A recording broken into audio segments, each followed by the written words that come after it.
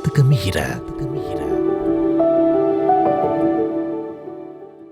නමස්කාර වේවා බුදුරුවනට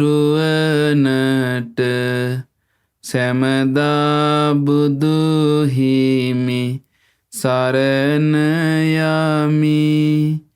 නමස්කාර වේවා දම්රුවනට සැමදා සදහම් සරණ යමි. නමස්කාර වේවා සංඝරුවනට සැමදා මහා සංඝ සරණ යමි. නමස්කාර වේවා තුනුරුවනට සැමදා තිසරණ සරණ යමි. සාදු සාදු සාදු. අප සියලු දෙනාටම ගෞතම බුදු සසුන දායාද කළ පරම පූජනීය වූ අනුබුදු මිහිඳු මහරහතන් වහන්සේට අපගේ නමස්කාරය වේවා. සාදු සාදු සාදු. මිහිඳු මහරහතන් වහන්සේ අපට දායාද කළ ධර්මයේ මේ යුගයේ ඊටාම සරල භාෂාවෙන් පිරිසිදුව කියලා දෙමින් අපට උතුම් බුදු සසුනේ පිහිට ලබන්න උපකාර කරන අපගේ කල්යාණ මිත්‍ර ගුරු දේවෝත්තම පින්වත් ලොකු ස්වාමින් වහන්සේටත් අපගේ නමස්කාරය වේවා. සාදු සාදු සාදු.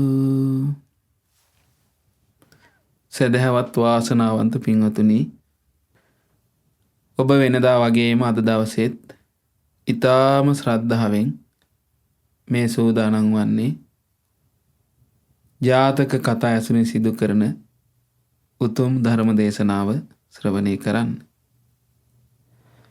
පින්වත්නි, මේ ධර්මය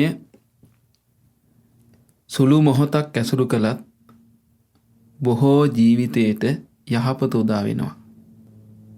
ඒක මේ ධර්මයේ තියෙන ආශ්චර්යයක් පින්වත්නි.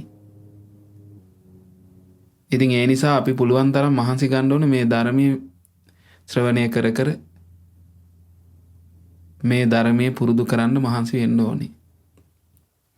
මොකද පින්වත්නි, අපේ ජීවිතේ මේ තියෙන දුක් කරදර යම් දවසක දුරු කරගන්න ලැබෙන්නේ ආන්ගේ ධර්මයේ අපි පුරුදු කරගන්න පටන් ගත්තොත් තමයි. එතන ඉඳලා තමයි අපේ මේ දුක් කරදර ඉවරෙන්න පටන් ගන්න. ඉතින් ඒ නිසා මේ සංසාර ගමනේ යද්දි මේ ධර්මයේ මුණ ගැහිම හිතන්න බැරි තරම් දුර්ලභ දෙයක්. ඒ නිසා මේ වෙලාවේ අහන්න ලැබුණේ මේ ධර්මයෙන් අපි ඒ උතුම් යහපත ඇති කරගන්න මහන්සි වෙන්න ඕනේ. ඉතින් මේකේ වටිනාකම තේරුම් ගන්න ඕනේ ඉස්සර වෙලා. ඒකයි නිතරම අපි මේ ධර්මයේ දේශනා කරද්දී මතක් කරන්නේ මේ ධර්මයේ තියෙන වටිනාකම. මොකද මේ ධර්මයෙන් ප්‍රතිඵල ගත්ත අයගේ විස්තර තියෙනවා. ඒ ප්‍රතිඵල ගත්තේ අය මේ ධර්මය ගැන හරි සතුටින් කතා කරලා තියෙනවා.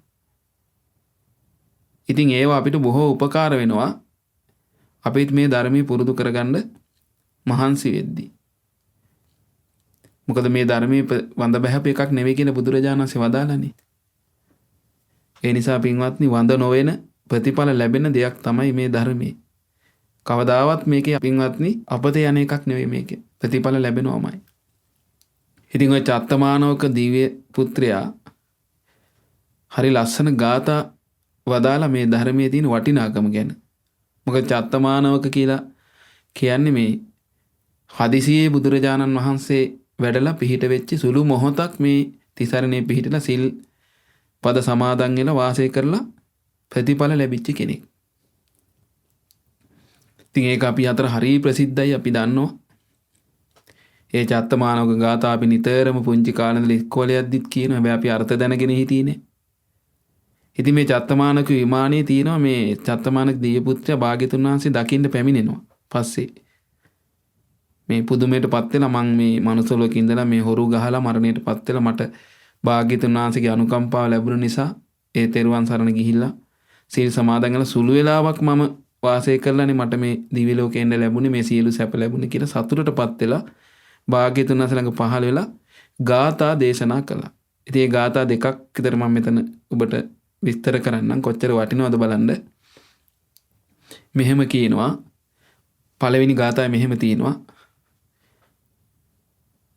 පස්ස කතිපයාය දේශනාය සුගති චම්හි ගතෝ සුකංච පත්තෝ යේචතේ සත්තං සුනන්ති ධම්මං මඤ්ඤේතේ අමතං පුසන්ති කේමං.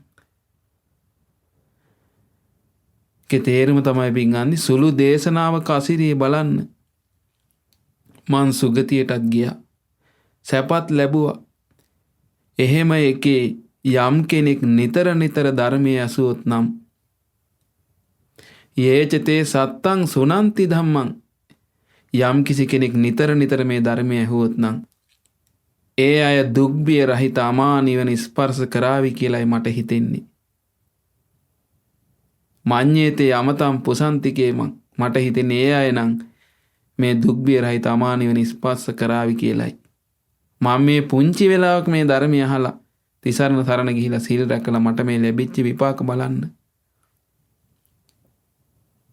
ඊළඟ ගාථාවේ අපම්පි කතං විපාකං විපුලං හෝති තථාගතස්ස ධම්මේ පස්ස කත පුඤ්ඤතාය චත්තෝ ඕභාසේති පටවින් යථාපි සූර්යෝ. කියනවා තථාගතයන් වහන්සේගේ ධර්මයේ පිහිටලා සුළු දෙයක් කළත් මහා විපාක ලැබෙනවා. අපම්පි කතං විපාකං විපුලං හෝති තථාගතස්ස ධම්මේ. තථාගතයන් වහන්සේගේ ධර්මයේ පිහිටලා සුළු දෙයක් මේ කයින් වචනෙන් සිතින් කළත් මහා විපාක ලැබෙනවා කියනවා. මේ ප්‍රතිඵල ලැබලා කියන්නේ පින්වත්නි විපුල ඵල ලැබෙනවා. පින් කරගත්තු චත්ත මානවක දිහා බලන්න. හිරු මණ්ඩල පොළොව බබලනවා වගේ හිරු මණ්ඩල විසින් පොළොව බබලනවා වගේ එයා දෙව්ලොව බබලනවා. කවුද? චත්ත මානවක දිව්‍ය පුත්‍රයා. ඉතින් ඒ නිසා පින්වත්නි මේ ධර්මයේ ශ්‍රවණය කිරීම සුළු මොහොතක් හරි මේ ධර්මයේ පුරුදු කිරීම මහා විපාක ලැබෙන දෙයක්. මහා සැප විපාක ලැබෙන දෙයක්. ඒ නිසා මේවා සිහි කරලා මේ ධර්මයේ තියෙන වටිනාකම අඳුනාගෙන නිතර මේ ධර්මයේ පුරුදු කරන්න මහන්සි ගන්න ඕනේ පින්වත්නි. ඒක අපිට ගොඩාක් යහපත පිණිස පවතිනවා. ඉතින් අද අපි අහන්න පින්වත්නි තාම ලස්සන ජාතකයක් අපේ ගෞතම සසුනේ පින්වත්නි උතුම් ශ්‍රාවකයන් වහන්සේ නමක් ගැන විස්තර වෙන. මේ ජාතකයේ නම තිත්තිර ජාතකය. පව් කරන්නට බය වූ තිත්වටුවාගේ කතාව. අපි කලිමුත් තිත්තිර ජාතකය කියලා ජාතකයක් ඇහැවා. නමුත් මේක වෙන ජාතකයක්. පින්වත්නි යහපත් කෙනා යහපත්මයි. යහපත් කෙනා ඊටමත් කටුක අනතුරුදායක පරිසරයේ පවා හිතන්නේ තමන් නිසා අනුන්ට අයහපතක් නොවෙන්නයි. ඒ කියන්නේ යහපත පුරුදු කරන කෙනා පින්වත්නි හැම තැනදීම තමන්ගේ යහපත පිණිස කටයුතු කරන්නේ. නමුත් එයා අනිත් අය ගැන යහපත පිණිසම කටයුතු කරනවා. ඒ කියන්නේ බුදුරජාණන් වහන්සේ වදාළේ තමාටත් අනුන්ටත් යහපත පිණිස ධර්මයේ හැසිරෙන්න කියලා. ඒ ධර්මයේ හිත පිහිටුවාගෙන යහපතේ හැසිරෙන කෙනාගෙන් තමන්ටත් අනුන්ටත් දෙපිරිසටම යහපත ඇති වෙනවමයි. එතකොට එයා හිතන්නේ තමන්ට විතරක් නෙමෙයි. මොකද එයා තමන් යහපතේ හැසිරෙනවා කියන අනිත් අයගෙත් යහපත කැමති. ඉතින් මේකත් ඒ වගේ කතාවක්. ඒ දිනවල අපගේ බුදුරජාණන් වහන්සේ වැඩ සිටියේ කොසඹෑ නුවර බදරිකාරාමේ. ඔන්න බලන්න. අපි සාමාන්‍යයෙන් අහලා නැති ඒ ආරාමයක්. ඉතින් දවසක් මේ ඒ බදරිකාරාමේ ධම්සභා මණ්ඩපේ රැස් වූ භික්ෂුන් වහන්සේලා අපගේ භාග්‍යතුන් වහන්සේගේ ගිහි කල පුතණුවන් වූ අපගේ රාහුල භද්‍රයන් ගැන කතා කරමින් හිටියා. අනේ බලන්ට ඇවැත්නි අපගේ රාහුල භද්‍රයෝ මොන තරම් අහිංසක හික්මෙන්ට කැමති කෙනෙක්ද. ඊතා කුඩා වරද ගැනත් කුකුස් කරනවා. නිතරම කැමති අවවාද ලබන්ටයි. ඕම් බලන්න අපේ කවුරු ගැනද මේ කියන්නේ? අපේ බුදුරජාණන් වහන්සේගේ ශාසනයේ අපේ බුදුරජාණන් වහන්සේගේ බෝසත් කාලෙත් පුතා වෙච්ච ඊළඟට බුදුරජාණන් වහන්සේගේ ශ්‍රාවක පුතෙක් වෙච්ච දෙපැත්තින්ම පුතෙක් වෙච්ච රාහුලයන් වහන්සේ ගැනයි කතා කරන්නේ. ඒතර උන්වහන්සේගේ ගුණ කියන්නේ මේ. හරි අහිංසකයි කියන උන්වහන්සේ හික්මෙන්ට කැමති කෙනෙක්.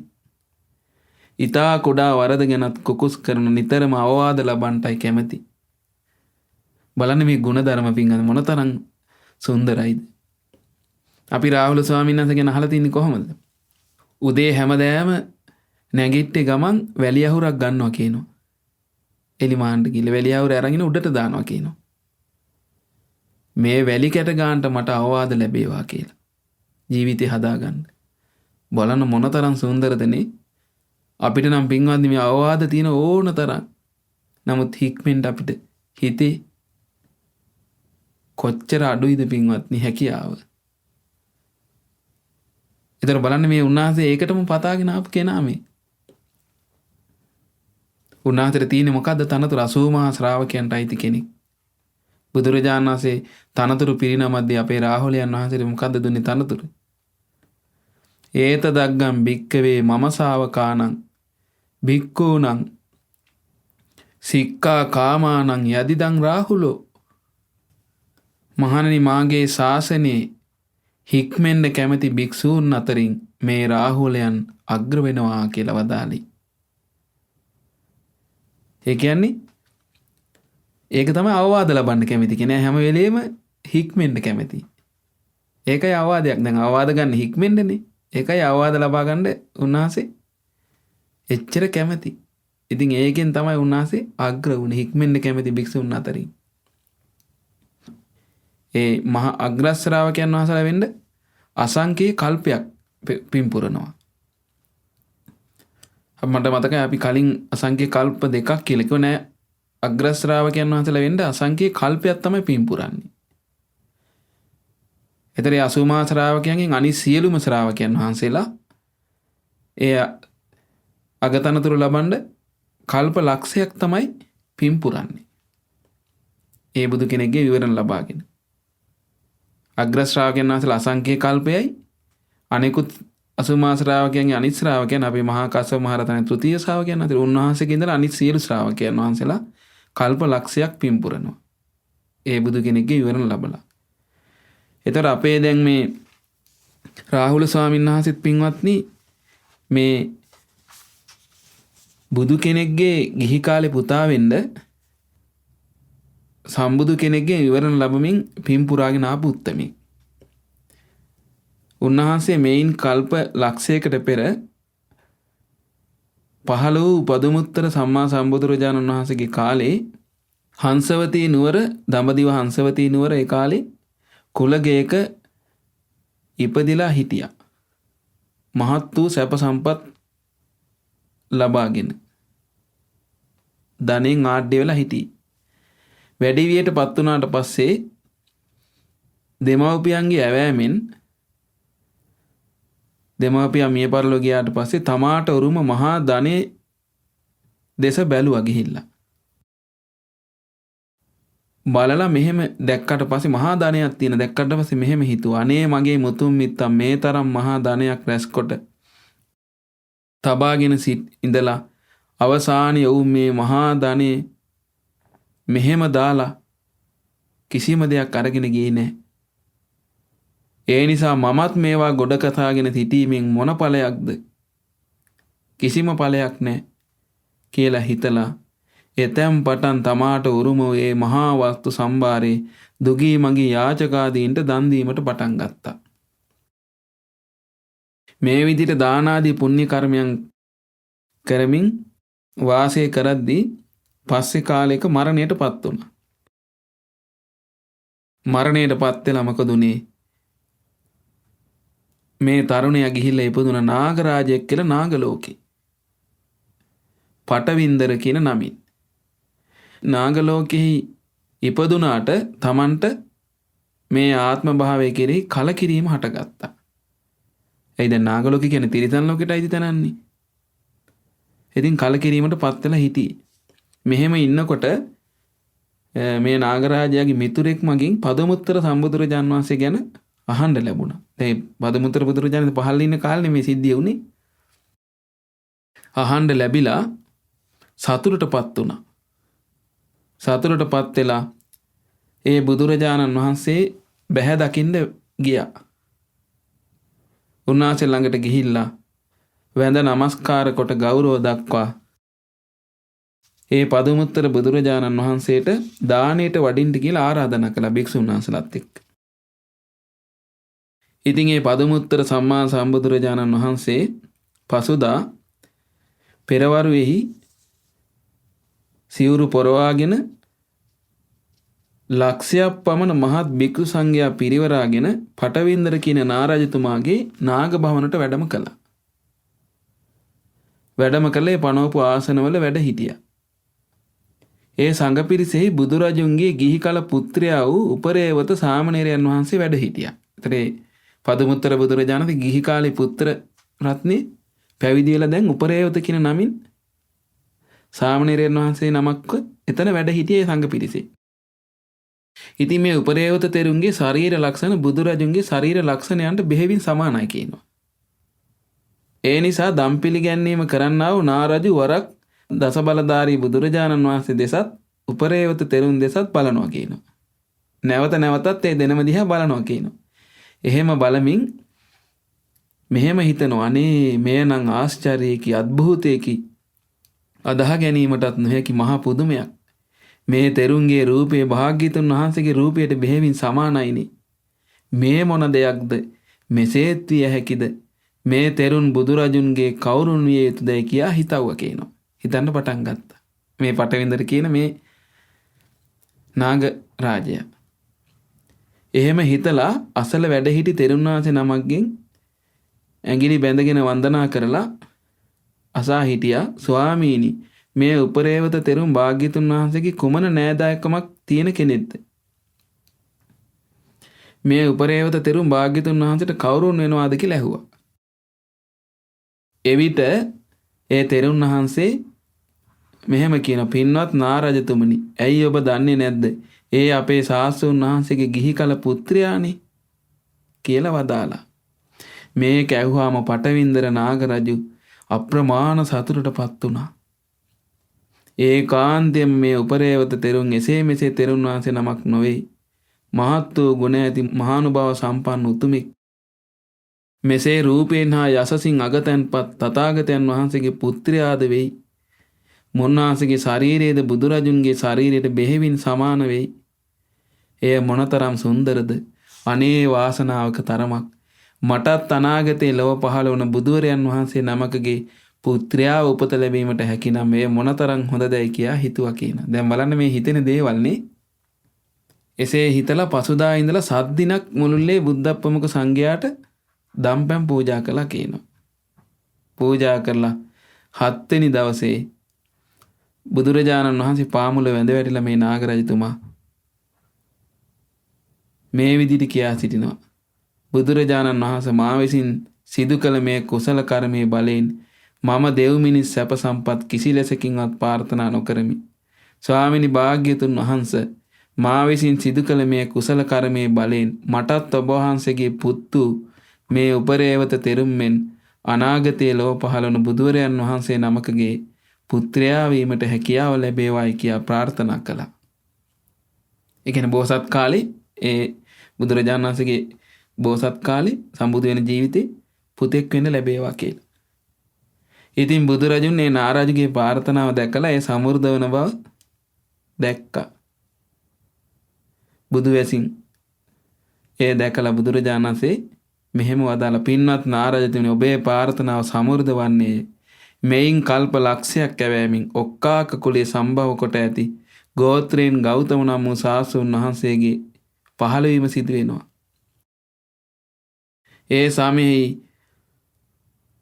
ඒ ගෞතමයන් වහන්සේගේ ගිහි කල ඖරස පුත්‍රයා බවට පත්වෙන්න ඔබට ලැබෙනවා. වාසනාව ලැබෙනවා. ගිහි කල පුත්‍රයා බවට පත් වෙලා රාහුල නමින් ප්‍රකට වෙනවා. ගිහි ගෙයින් නික්ම බුදුසසුනේ පැවිදිව කල් නොයවා මහරහත් බවට පත් වෙනවා කියලා වදාරවුවා. නියත ඉවරණ ලබා දුන්නා. ඉතින් එදා සිට දාන ආදී පින්කම් වඩ වඩාත් නිරත වුණා. පසු කලෙක ඒ නාග ලෝකෙන් චුත වෙලා සුගතියෙහි උපත ලැබ බොහෝ කලක් භවයේ සැරිසරා පින් පුරාගෙන පැමිණියා. බොහෝ කලක් ඒ සුගතියේ වාසය කරලා ගෞතම බුදුරජාණන් ලෝකේ පහළ වෙනකොට මනුස්ස ලෝකේ ඉපදිලා මනුස්ස ලෝකේ අපේ බෝධිසත්වයන් වහන්සේගේ පුත්‍ර රත්නේ වෙලා ඉපදුනා. ඉතින් ඒ රාහුලයන් වහන්සේගේ විස්තරේ හරි සුන්දරයි පින්වත්නි. ඉතින් රාහුලයන් වහන්සේ පුංචි කාලෙම අවුරුදු 7යි. අපි දන්නවා බුදුරජාණන් වහන්සේ මේ කිඹුල්වත් නුවරට වැඩියා. සම්බුද්ධත්වයේ ලැබලා මාස 9කින්. එතකොට ගිහිගේ අතෑරලා දාලා යනකොට ශ්‍රාවල කුමාරයන් වහන්සේ ඉපදිච්ච දවසේනේ. අවුරුදු 7ක් වෙන වයස එතකොට. ඊට පස්සේ යශෝදරා උත්තමාවේ චත්තමානව ගාථා කියලා බුදුරජාණන් වහන්සේ වඩිද්දි පෙන්නව මේ ඉන්නේ ඔබගේ පියා කියලා. ඊට පස්සේ ගියානේ මේ ගිහිල්ලා අන්න ඉල්ලගන්න ඔබගේ පියාගෙන් මේ ඒ බුදුරජාණන් වහන්සේගේ ඔබගේ පියාගෙන් ඉල්ලගන්න කියලා දෑවැද්ද. ඊට පස්සේ ගිහිල්ලා භාග්‍යතුන් වහන්සේ ළඟට ගියා. ඒ වෙලාවේ භාග්‍යතුන් වහන්සේගේ හේවණැල්ල ළඟට ගියාම කියනවා සුඛාචේ සමන ඡායා. ස්වාමිනේ ඔබ වහන්සේගේ හේවණැල්ලත් මට සැපක්. ඊට පස්සේ පින්වත්නි උන්වහන්සේගේ මේ ඇඟිල්ල එල්ලිලා ගියා. නිග්‍රෝධාරාමයට පැවිදි කළා අපි දන්නවා. ඉතින් ඒ වගේ මහා අසිරිමත් ඉදිරි පැවිද්ද ලබාගෙන මේ අහිංසකව වාසය කරපු අපේ රාහුල ස්වාමීන් වහන්සේ ගැන තමයි මේ ජාතකයේ පින්වත්නි විස්තර සඳහන් වෙන්නේ. ඉතින් මම මේ කරුණ ටික ඔබට කිව්වේ මේ උන්වහන්සේ ගැන හිත පහදවා ගන්න. ඉතින් ඔය ගැන දැන් ඔය රාහුල ස්වාමීන් වහන්සේගේ මේ අහිංසකකම් මේ උතුම් ගුණ ගැන කතා කර කර හිටියා. ඒ අවස්ථාවේ බුදුරජාණන් වහන්සේ එතෙන්ද වැඩියා. භික්ෂුන් වහන්සේලා කතා කරමින් හිටි කරුණ සැලකලා. බුදුරජාණන් වහන්සේ වදාළා ඒ වෙලාවේ මහණෙනි ඔය රාහුලෝ හික්මෙන්ට ආසා කුඩා වරදිත් කුකුස් කරමින් ආවාද ලබන්නට කැමති මේ ආත්ම විතරක් නොවේ මීට කලින් ආත්මවලත් ඔය විදිහම තමා කියලා මේ අතීත කතාව ගෙනහැර දක්වා වදාළා. ඔන්න බණතර දැන් අර අපි කෙටියෙන් ඔය උන්වහන්සේ ඒ බෝධිසත්වයන් වහන්සේගේ පුත්‍ර රත්නේ වෙන්න ඒ පින්පුරාගෙන ආපු විස්තරය මම ඔය කිව්වේ ඔබට. හරිය වටිනවා. ඉතින් මේ ශ්‍රාවකයන් ගැන අපි ඉගෙනගෙන දැනගෙන තියාගන්න එක ගොඩාක් හිත පහදවා ගන්න එක බොහෝ පින් වැඩෙනවා අපිට. මොකද මේ බුද්ධ ශාසනයේ ආලෝකමත් කළ 80 මහ ශ්‍රාවකයන්ගේ එක උතුම් රහතන් වහන්සේ නමක් තමයි රාහුල ස්වාමීන් වහන්සේ. අනිත් එක උන්වහන්සේට රාහුල භද්‍රය කියලා කියන්නේ දෙපැත්තෙම පුත්‍ර රත්නයක් වුණා. අපේ බුදුරජාණන් වහන්සේ ගිහි කාලෙත් පුත්‍රයා වුණා. සම්බුදුරජාණන් වහන්සේගේ තදමඩලින් උපන් පුත්‍ර රත්නයක් වුණා. එනිදි උන්වහන්සේට හරි පැහැදීමෙන් හිටි බොහෝ දෙනා. ඉතින් බුදුරජාණන් වහන්සේ මහණි ගොඩක් ඈත අතීතයේ බරණැස්පුරේ බ්‍රහ්මදත්ත කියලා රජ කෙනෙක් රජ කරමින් ඉන්නකොට මහා බෝධිසත්වයෝ බරණැසම බ්‍රාහ්මණ පවුලක උපන්නා. අපේ බෝධිසත්වයන් වහන්සේ.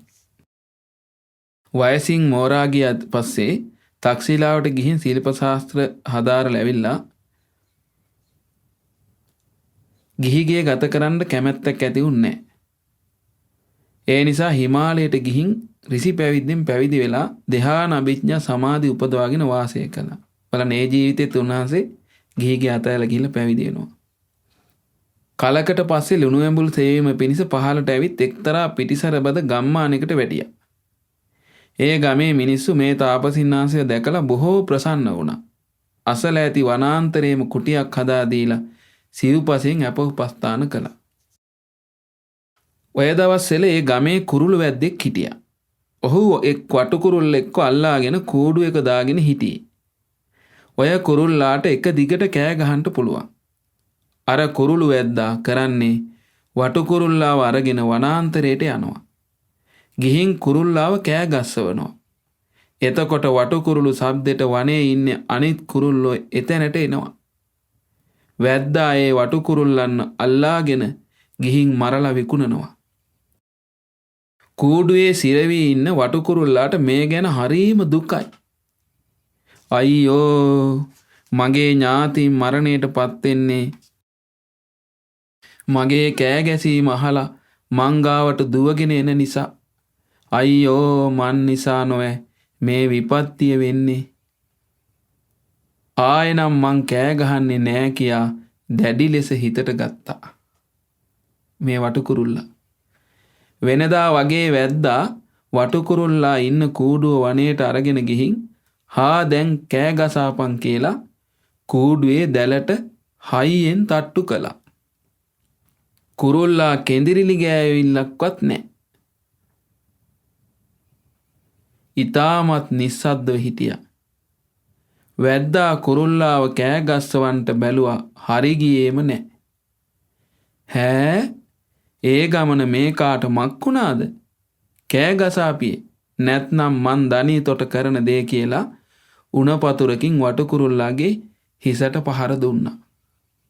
මහා වේදනාවකට පත් වටුකුරුල්ලාට හයියෙන් කෑ ගැසුණා. එතකොට ආයෙමත් ඥාතින් දුවගෙන ළඟට ආවා අනිත් වටුකුරුල්ලන්. වැද්දා වටුකුරුල්ලන් අල්ලා ගත්තා. ආයෙත් තමන්ගේ ඥාතින් කොටු කරලා අල්ලගත්තා මේ වැද්දාව. වටුකුරුල්ලාට බේරුමක් ඇත්තේම නැහැ. අන්තිමේදී වටුකුරුල්ලා මෙහෙම හිතුවා. අනේ මගේ ඥාතීන් වන මේ කුරුල්ලෝ මැරෙත්වා කියා මට චේතනාවක් නැහැ. නමුත් මං කෑ ගසන නිසා නොය මෙයාලා මං ගාවට එන්නේ. මං කෑ ගැසුවේ නැතිනම් ඒ කවුරුවත් මන් ළඟට එන්නේ නෑනි. එතකොට මේ අකුසලයේ විපාකයක් මට එන්න පුළුවන්කමක් නැද්ද? එහෙම නැත්නම් මේ සත්තු මරණ චේතනාවක් නැති නිසා මට පවක් නැද්ද? අනේ මගේ මේ සැකේ නැති කරන්නට පුළුවන් පඬිතියෙක් මුණ ගැසෙනවා නම් මොනතරම් දෙයක්ද කියා සිතා කල් ගෙවුවා කියනවා. පුදුම හිතෙනවා පින්වත්නි. බලන්නක මේ සත්තු වෙලා මේ වටුකුරුල්ලා වෙලා මේ හිතන දේනේ අද මිනිස්සෙකුටත් හිතන්න ලේසිද? ඒතර බලන්නක දැන් මේ බලන්න එතකොට බුදුරජාණන් වහන්සේත් එක්ක මේ එන ශ්‍රාවකයන්ගේ මේ එන ගමනේ සත්තු වෙලා හිටියත් ඒ ಗುಣධර්ම බලන්නකෝ. ඒ සසරේ ස්වභාවයට දැන් බෝධිසත්වයන් වහන්සේ සත්තු තිරිසන් ලෝකේ පයිපදලා තියෙනවා. ඉතින් මේ ශ්‍රාවකයන්නේ. ඉතින් බලන්න මේ අපේ රාහුලයන් වහන්සේගේ මේ සංසාර ගමන එක විස්තරයක් මේ. බලන්න හිතන විදිහනේ. දැන් මේ වටකුරුල්ල කෑ ගස්සවන්නේ අර වැද්දානේ. ඉතින් මේ කුරුල්ලට හරීම දුකයි දැන් ඇයි ඒ කෑ ගහන හින්දා එන්නේ දැන් අර කුරුල්ලෝ. ඊට පස්සේ ඒගොල්ලෝ අල්ල ගන්නවා. ඉතින් දැන් ඒකට රැම හැටියට තමයි මෙයා තියාගන්නේ. මේ වැද්දා. හැබැයි හොඳට සලකනවා දැන් මේ වටකුරුල්ලට. ඉතින් කෑ ගහන්න තු ඉන්නවා කියලා හිතාගත්තට පස්සේ ඔළුවට තට්ටු කරලා අය කෑ ගැසුවානේ. ගැසෙව්වානේ. ඊට පස්සේ ආයෙත් ඇවිල්ලා අර කුරුල්ලෝ සද්දට ආවට පස්සේ අල්ලගත්තා. ඉතින් මේකට ගොඩාක් දැන් දුකටපත් වෙලා හිතනවා මේ බලන්න. බලන්න කොච්චර මේ පව් කරන්න බයෙන් බලන්න කල්පනා කරලා තියෙනවද කියලා. බලන්න ඒ වෙනකොට ධර්මයේ බලන්න කොච්චර තේරෙනවද කියන මේ. ඉතින් මෙහෙම හිතා කල් ගෙවුවා කියනවා මේ වටුකුරුල්ලා. ඉතින් මෙහෙම දැන් කුකුස් කරමින් කටයුතු කරද්දී දවසක් වටුකුරුළු වැද්දා වටුකුරුල්ලාව හඬවා බොහෝ කුරුල්ලන්ව අල්ලාගෙන පැසක දමාගෙන යනින් ගමන බලවත් පිපාසයක් ආවා. අර වනාන්තරයට ගිහිල්ලා. එතකොට බෝධිසත්වයන්ගේ කුටියට ගිහින් කුරුළු පැසයි වටුකුරුල්ලාගේ කූඩුවයි පැත්තකින් තියා බඩ පුරා වතුර බීවා. එතකොට දැන් එදා අපේ බෝධිසත්වයන් වහන්සේ දැන් ඒ ගමේ වනාන්තරේ ඉන්නේ දැන්. ඒ ගමේ හිටියේ වැද්දෙක් නෙමේ වටුකුරුල්ල අරගෙන ගිහිල්ලා මේ විදිහට වටුකුරුල්ල මරා ගන්න. ඉතින් ඒ වනාන්තරේ බෝධිසත්වයන් වහන්සේ කුටියේ පැත්තේ තමයි එදා මේ වටුකුරුල්ලාව හඬවා බොහෝ කුරුල්ලන් අල්ලාගෙන පැසක දමාගෙන දැන් එන ගමන් මේ වැද්දා. එතකොට මේ පිපාසයක් හැදිලා අපේ බෝධිසත්වයන් වහන්සේ කුටිය දැකලා එතෙන්ට ගිහිල්ලා වතුර බිව්වි. ඊට පස්සේ වතුර බීලා එතන වැලි තලාවක් තිබිලා තියෙන. ඒ වැලි තලාවේ ටිකක් හාන්සි වුණා. කවුද මේ වැද්දා? එහෙම්ම නිින්ද ගියා මේ වැද්දාට. වැද්දාට නිින්ද ගිය බව දැනගත්ත වටුකුරුල්ලා මගේ සැකේ මේ තාපසින්නාංශයෙන් අසා සංසිඳවා ගන්නට ඕනෑ යන අදහසින් කූඩුවේ läග සිටියේදීම මේ ගාතාව පැවසුවා තාපසින්නාංශයට ඇහෙන්න. දැන් වැද්දාට නිින්ද ගිහිල්ලානේ. දැන් ඒ කිට්ටුව තමයි කූඩුව තියෙන්නේ. තාපසින්නාංශ ඉන්නේ කිට්ටුව. කුටිය කිට්ටුව. දැන් තාපසින්නාංශ ඉන්නවා දැන්. පේනවා. දැන් ඔන්න මේ තාපසින්නාංශගෙන් මේ මට තියෙන මේ කුකුස නැති කර ගන්න ඕන කියලා මේ ගාතාව ඇහුවා. ගාතාව පැවසුවා. අනේ තාපසතුමනි මට නම් ඊතා සැපෙන් ජීවත් වෙන්ට ලැබෙනවා. මාහට නම් බඩ පිරෙන්ට මොකවත් කන්ට ලැබෙනවා. මාහඬනා හඬ අසා නෑදෑයෝ එන නිසා ඒ අය මරණෙට කැප වෙනවා. මේ පව මට වෙන නිසා මරණින් මතු කොහේ යාවිදැයි මා සිත තැවෙනවා. එනිසා මං කරදරේක වැටිලයි ඉන්නේ. මේකෙන් මට බේරෙන්ට කුමක් කරන්නේ? බලන්න මේ තාපසින්නාංශයට පැවසූ ගාතාව බලන්න. මොකද්ද? අනේ තාපසතුමනි මට නම් ඊතා සැපෙන් ජීවත් වෙන්න ලැබෙනවා. මට හොඳට කෑම බීම දීලා මේ වැද්දා සලකනවා. මාහට නම් බඩ පිරෙන්න මොකවත් කන්ටත් ලැබෙනවා. මා හඬනා හඬ අසා මගේ ඥාති කුරුල්ලෝ වටු කුරුල්ලෝ එන නිසා ඒ අය මරණයට කැප වෙනවා. මගේ හඬ අහලා තමයි ඒගොල්ලෝ එන්නේ මේ වැද්දා ළඟට. ඉතින් ඒ අය මේ වැද්දා මරා ගන්නවා. ඒ අය මරණයට කැප වෙනවා. මගේ හඬ අහලා. මේ පව මට වෙන නිසා මරණින් මතු කොහේ ආවිදයි මගේ හිත තැවෙනවා. ඉතින් මගේ අතින් දැන් මේ පවක් එනවා කියලා මට හිතෙන්නේ. ඉතින් මරණින් මත්තේ කොහේ යයිද දන්නේ නැහැ කියලා මගේ හිත තැවෙනවා තාපසින්නාංශේ. ඒ නිසා මං කරදරයක වැටිලා මේ ඉන්නේ. මේකෙන් මට බේරෙන්න මං මොකද්ද කරන්න ඕනේ කියලා අහනවා. බලන්න මේ වටකුරුල්ලා අහන දේනේ. බුදුම හිතෙනවා පින්වත් මේ ශ්‍රාවකයන් බලන්නකො මේ සසරේදී සත්තු වෙලත් බලන්න මේ ගුණ තුල ඉඳලා තියෙන විදිය. ඉතින් බලන්න මේ වහලා හිත පහදාගත්ත මේ ශ්‍රාවකයන් ගැන මොනතරම් පිං උපදිනවද අපිට. මේ අපේ රාහුලයන් වහන්සේගේ අතීත ජීවිතයක විස්තරයක් මේ. ඉතින් අපිට හරිය සතුටුයි අද මේ වගේ එකක් ඉතින් අහන්න ලැබෙන එක ගැන අපි. එතකොට බෝධිසත්වයෝ වටකුරුල්ලාගේ ප්‍රශ්නේ විසඳමින් මේ ගාතාව පැවසුවා. අපේ බෝධිසත්වයන් වහන්සේ බලන්න ගානට එන විදිය තින්නේ. දැන් මං කොහොමද මේ ප්‍රශ්නේ මං විසඳගන්නේ? මට පව් සිද්ධ වෙනවා දන්නේ නැහැ. කියා දැන් කුකුස් කරගෙන හිටියේ මේක ගැන. බලන්න ගානට ඒ කුකුස නැති කරගන්න හරි කෙනා ළඟටම එනවනේ. බලන්න මේ පින කියන එක පුදුමයිනේ. ඒ කාලේ මේ ශ්‍රාවක දැන් බෝධිසත්වයන් වහන්සේක මේ ආපු ගමන උන්වහන්සේ වනාන්තරයේ මේ දැන් හිටියේ හිමාලයේ. පස්සේ වරණසට ඇවිල්ලා ළඟ ගමක වනාන්තරයක නවතින්න කියලා මිනිස්සු ආරාධනා ගෙතන හිටියා.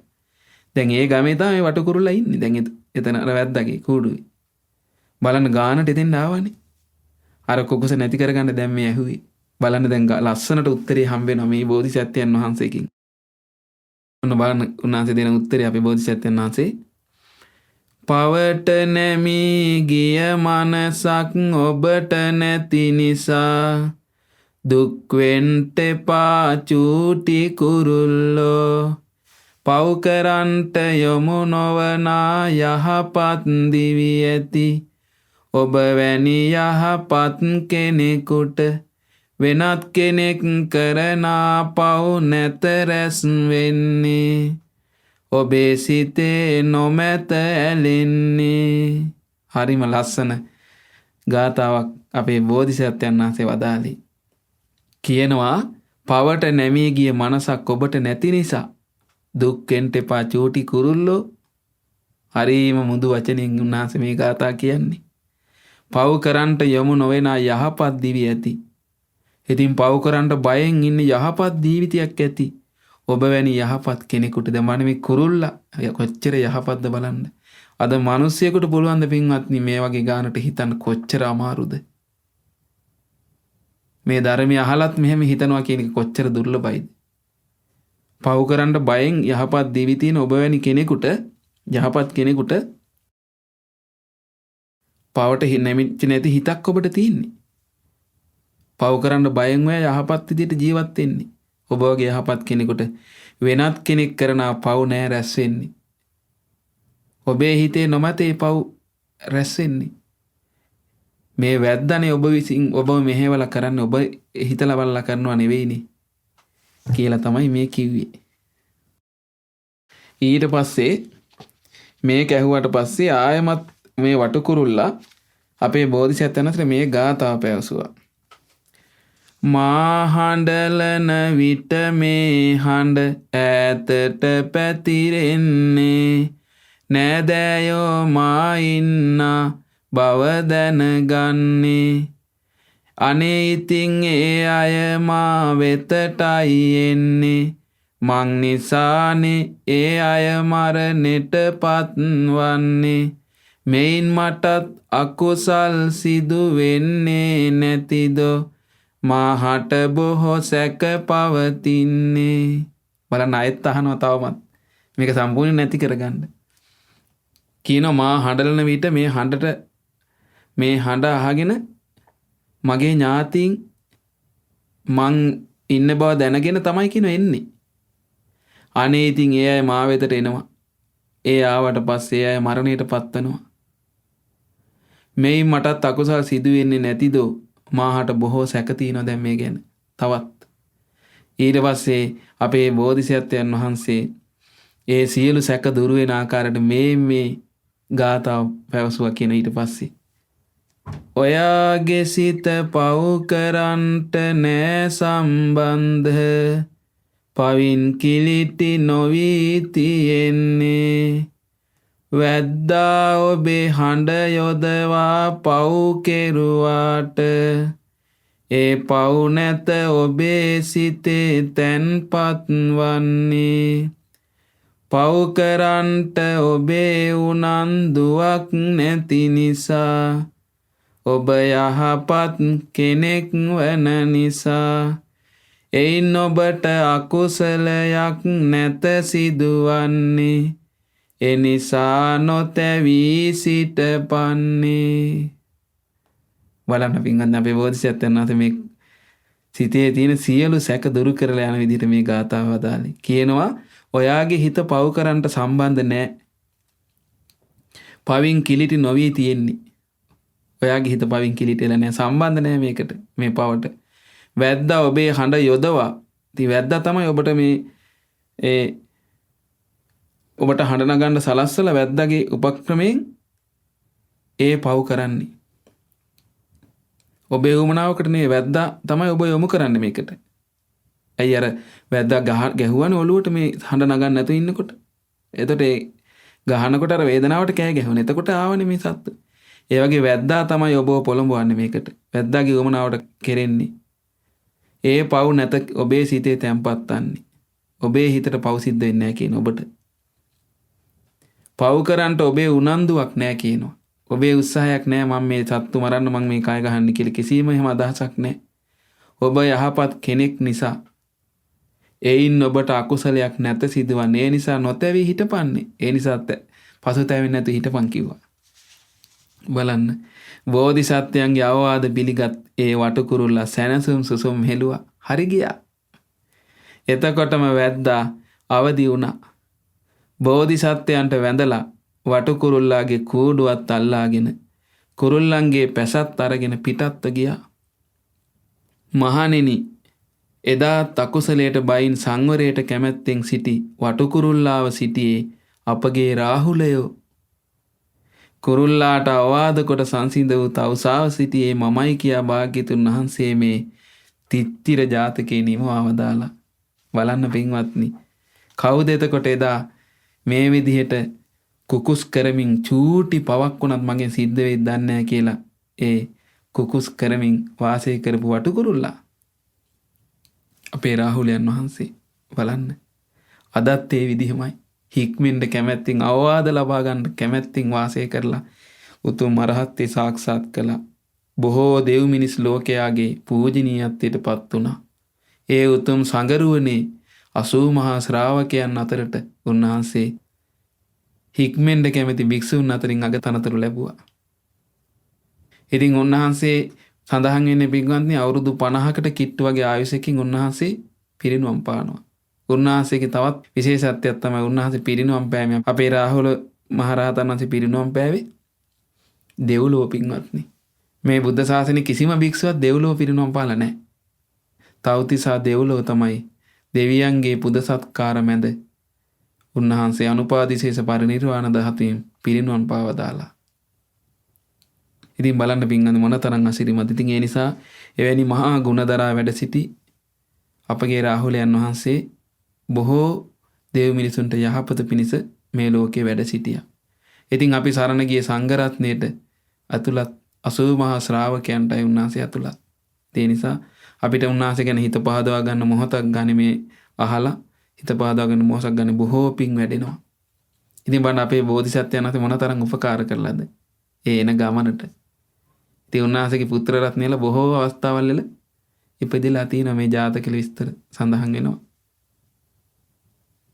ඉතින් ඒ නිසා පින්වත්නි ඒ උතුම් අපගේ රාහුලයන් වහන්සේ ගැන හිත පහදවාගෙන අපිටත් ඒ උන්වහන්සේ ඒ උතුම් බුදුරජාණන් වහන්සේගේ ශාසනයේ පිහිට ලැබුවාසෙයින් අපිටත් අපගේ බුදුරජාණන් වහන්සේගේ දහම පුරුදු කොට විශේෂයෙන් අපගේ රාහුලයන් වහන්සේ තුළ තිබ්බේ ගුණයක් තමයි අවවාද ලබා ගන්න කැමැත්තෙන් හැමදාම වාසය කිරීම.